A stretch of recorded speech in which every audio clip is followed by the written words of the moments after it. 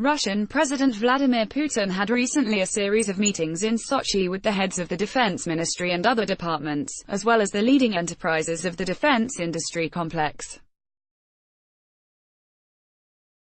Together, they discussed ways to improve the combat capabilities of Russian troops in light of the US's plans to withdraw from the Intermediate-Range Nuclear Forces Treaty, a critical agreement which brought an end to the Cold War and stopped Washington from keeping nuclear missiles aimed at Russia in Europe.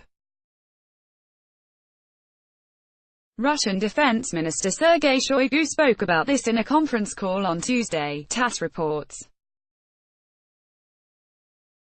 The Russian Army and State Defense Order program are working under conditions of a growing arms race, the minister said.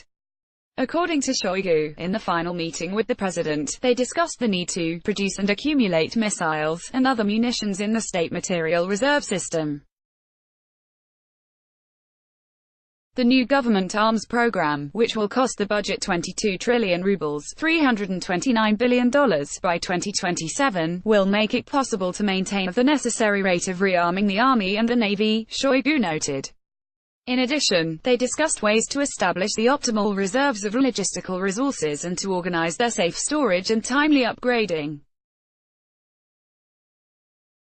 In the next 3 years, the expenditure on defense and security will grow by a record amount, announced Anatoly Popov, director of the Budget Policy Department for the military and law enforcement organs, at the start of November.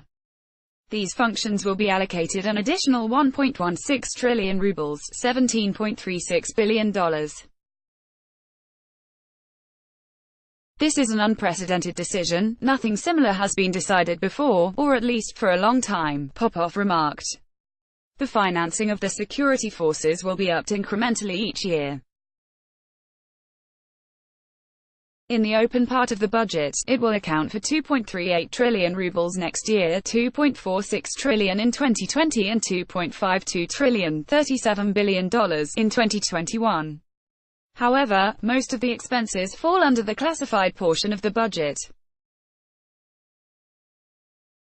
Together with the closed portion, the expenditure on law enforcement, defense and security will account for 30% of the state budget, Popov explained.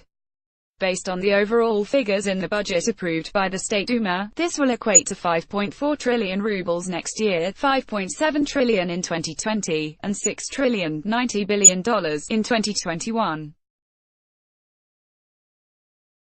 Overall, the security forces will remain the federal treasury's greatest expense. In 2019, 70% more will be spent on them than on supporting the pension fund, 3.2 trillion rubles, and nearly 7 times as much as will be spent on developing the education system, 800 billion rubles.